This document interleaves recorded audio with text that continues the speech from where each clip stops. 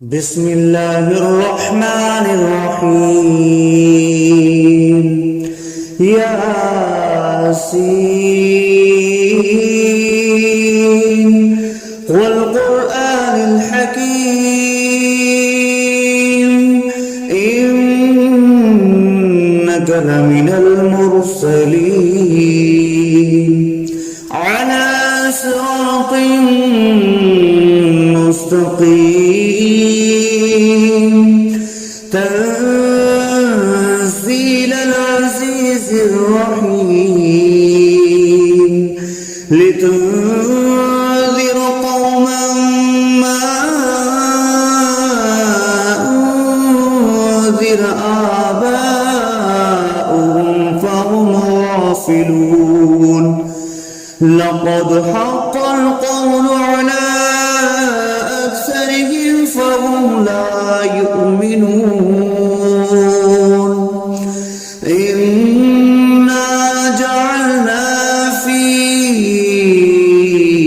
أعناقهم أغلالا فهي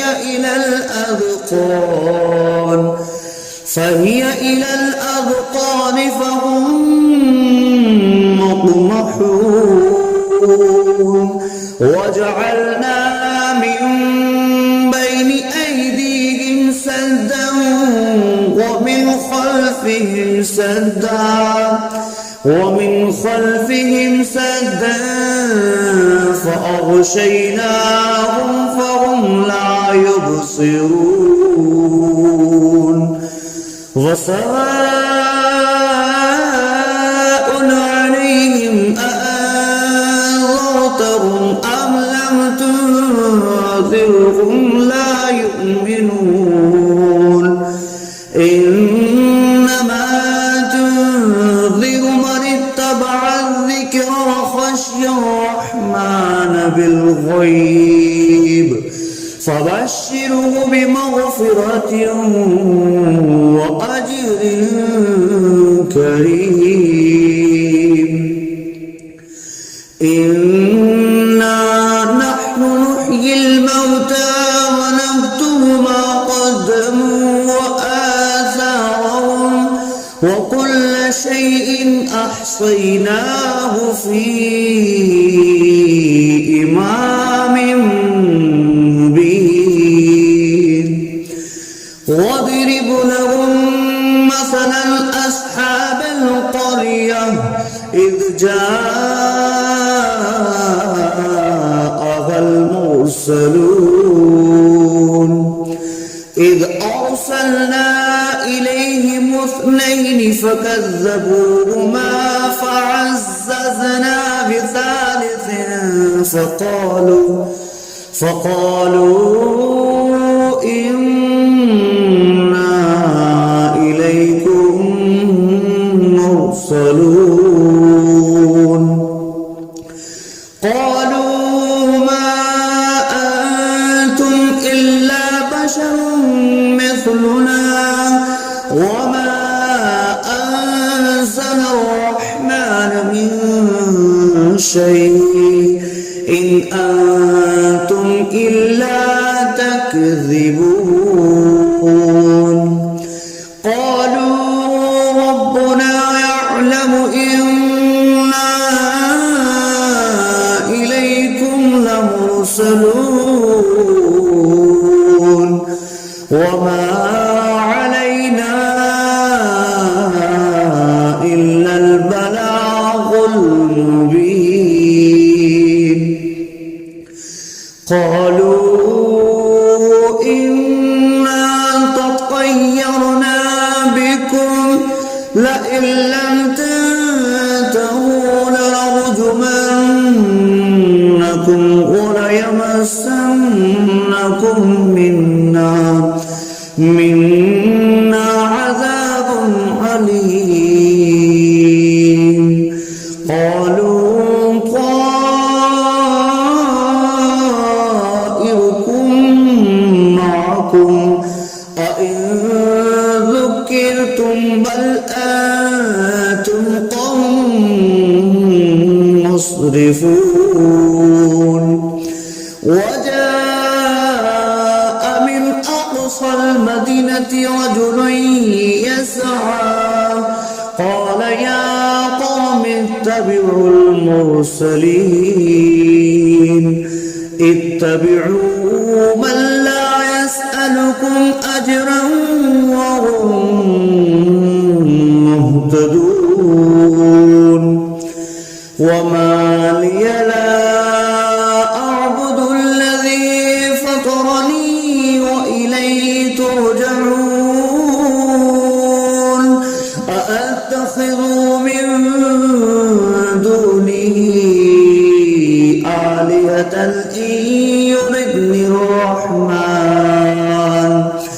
إن يردني الرحمن بضر لا تغن عني شفاعتهم شيئا ولا ينقذون إني إذا لفي ضلال مبين إني آمنت بربكم فاسمعون قيل ادخل الجنة قال يا ليت قومي يعلمون بما غفر لي ربي وجعلني من المكرمين وما أنزلنا على قومه من بعده من جند من السماء وما كنا منزلين إن كانت إلا صيحة واحدة فإذا هم خامدون يا حسرة على العباد ما يأتيهم من رسول إلا كانوا به يستهزئون ألم يروا كم أهلكنا قبلهم من القرون أنهم إليهم لا يرجعون وإن كل لما جميع لدينا محضرون وآية لهم الأرض الميتة أحييناها وأخرجنا منها حبا فمنه يأكلون وجعلنا فيها جنات من نخيل وأعناب وفجرنا فيها من العيون ليأكلوا من ثمره وما عملته أيديهم أفلا يشكرون سبحان الذي خلق الأزواج كلها مما تنبت الأرض ومن أنفسهم ومما لا يعلمون وآية لهم الليل نسلخ منه النهار فإذا هم مظلمون والشمس تجري لمستقر لها ذلك تقدير العزيز العليم والقمر قدرناه منازل حتى عاد كالأرجون القديم لا الشمس ينبغي لها أن تدرك الكمال الليل سابق النهار وكل في فلق يسبحون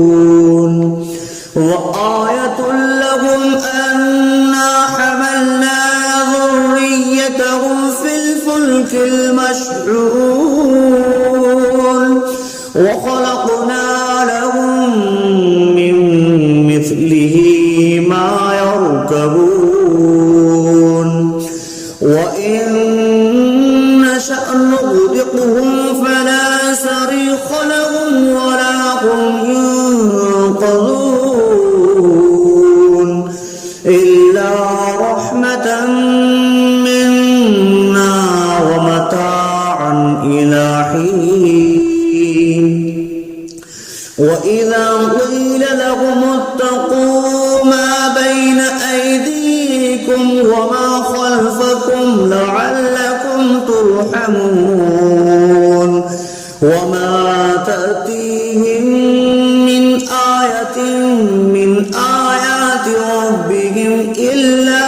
كانوا عنها معرضين وإذا قيل لهم أنفقوا مما رزقكم الله قال الذين كفروا للذين آمنوا أنطعم من لو يشاء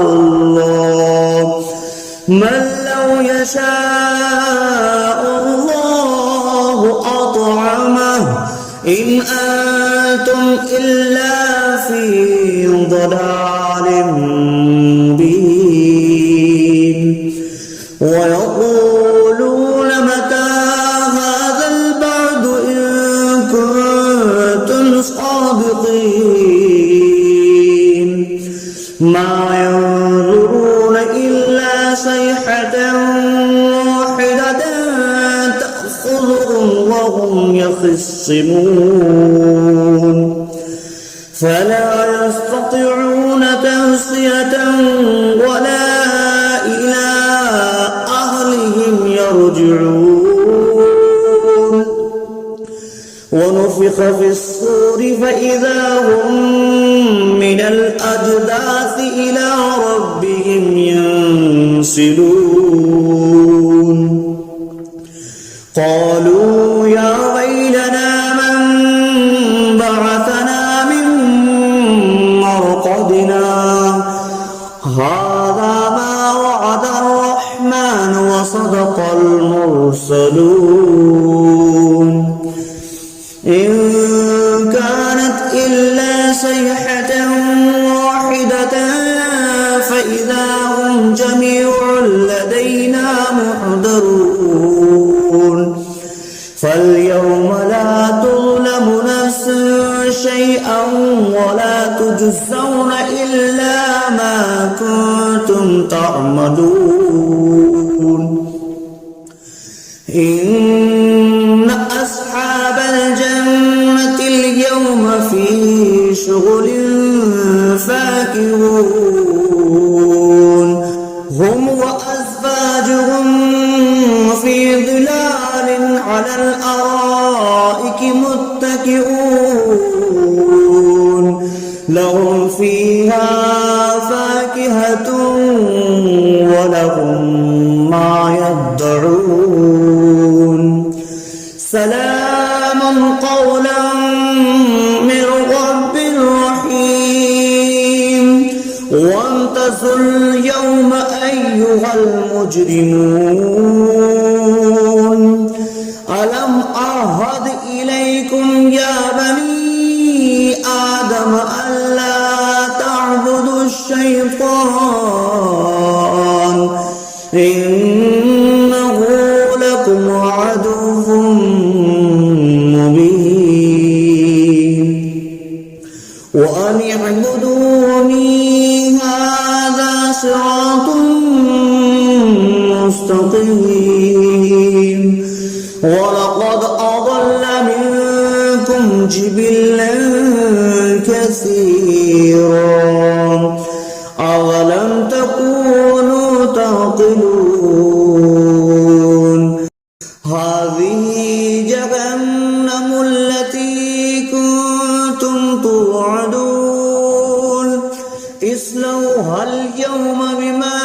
كنتم تكفرون اليوم نختم على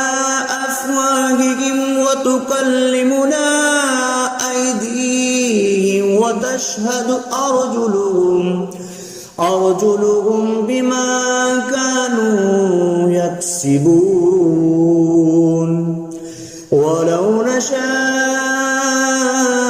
لطمسنا على أعينهم فاستبقوا الصراط فأنى يبصرون ولو نشاء لمسخناهم على مكانتهم فما استطاعوا مضيا ولا يرجعون ومن نعمره نكسه في الخلق أفلا يعقلون وما علمناه الشعر وما ينبغي له إن هو إلا ذكر وقرآن مبين لينذر من كان حيا ويحق القول على الكافرين أولم يروا أنا خلقنا لهم مما عملت أيدينا أنعاما فهم لها مالكون وظللناها لهم فمنها ركوبهم ومنها يأكلون ولهم فيها منافع ومشارب أفلا يشكرون واتخذوا من دون الله آلهة لعلهم ينصرون لا يستطيعون نصرهم وهم لهم جند محضرون فلا يحزنك قولهم إنا نعلم ما يسرون وما يعلنون أولم ير الإنسان أنا خلقناه من نطفة فإذا هو خصيم مبين وضرب لنا مثلا ونسي خلقه قال من يحيي العظام وهي رميم قل يحييها الذي أنشأها أول مرة وهو بكل خلق عليم الذي جعل لكم من الشجر الأخضر نارا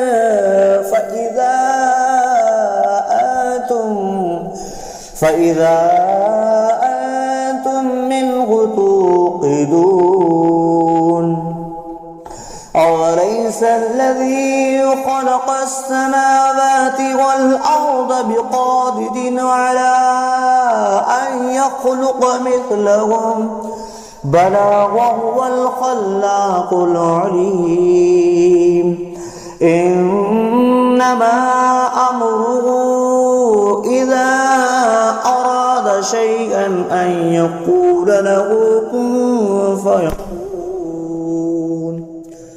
فسبحان الذي بيده ملكوت كل شيء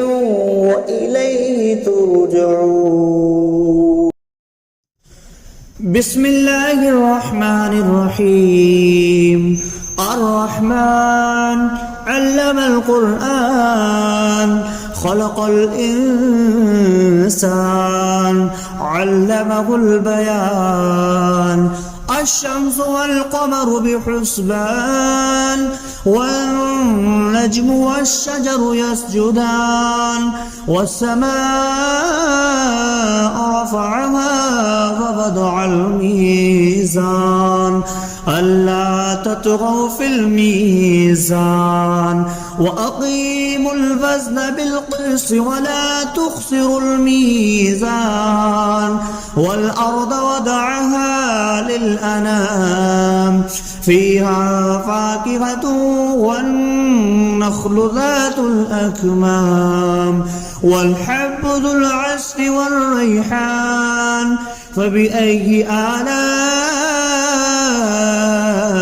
ربكما تكذبان خلق الإنسان من صلصال كالفخار وخلق الجان من مارج من نار فبأي آلاء ربكما تكذبان رب المشرقين ورب المغربين فبأي آلاء ربكما تكذبان مرج البحرين يلتقيان بينهما برزخ لا يبغيان فبأي آلاء ربكما تكذبان يخرج منهما اللؤلؤ والمرجان فبأي آلاء ربكما تكذبان وله الجوار المنشآت في البحر كالأعلام فبأي آلاء ربكما تكذبان كل من عليها فان ويبقى وجه ربك ذو الجلال والإكرام فبأي آلاء ربكما تكذبان يسأله ما في السماوات والأرض كل يوم هو في شأن فبأي آلاء ربكما تكذبان سنفرغ لكم أيها الثقلان فبأي آلاء ربكما تكذبان يا معشر الجن والإنس إن استطعتم أن تنفذوا من أقطار السماوات والأرض فانفذوا لا تنفذون إلا بسلطان فبأي آلاء ربكما تكذبان يرسل عليكما شواظ من نار ونحاس فلا تنتصران فبأي آلاء ربكما تكذبان فإذا انشقت السماء فكانت وردة كالدهان فبأي آلاء ربكما تكذبان فيومئذ لا يسأل عن ذنبه إنس ولا جان فبأي آلاء ربكما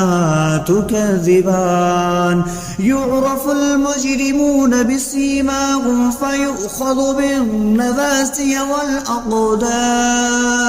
فبأي آلاء ربكما تكذبان هذه جهنم التي يكذب بها المجرمون يطوفون بينها وبين حميم آن فبأي آلاء ربكما تكذبان ولمن خاف مقام ربه جنتان فبأي آلاء ربكما تكذبان ذواتا أفنان فبأي آلاء ربكما تكذبان فيهما عينان تجريان فبأي آلاء ربكما تكذبان فيهما من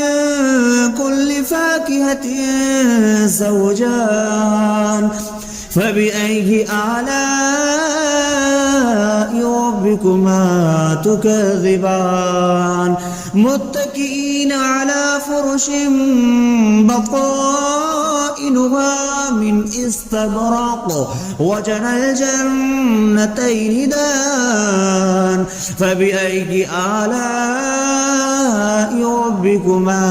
تكذبان فيهن قاصرات الطرف لم يطمثهن إنس قبلهم ولا جان فبأي آلاء ربكما تكذبان كأنهن الياقوت والمرجان فبأي آلاء ربكما تكذبان هل جزاء الإحسان إلا الإحسان فبأي آلاء ربكما تكذبان ومن دونهما جنتان فبأي آلاء ربكما تكذبان مدهامتان فبأي آلاء ربكما تكذبان فيهما عينان نضختان فبأي آلاء ربكما تكذبان فيهما فاكهة ونخل والرمان فبأي آلاء ربكما تكذبان فيهن خيرات حسان فبأي آلاء ربكما تكذبان حور مقصورات في الخيام فبأي آلاء ربكما تكذبان لم يطمثهن إنس قبلهم ولا جان فبأي آلاء ربكما تكذبان متكئين على رفرف خضر وعبقري حسان فبأي آلاء ربكما تكذبان تبارك اسم ربك ذي الجلال والإكرام.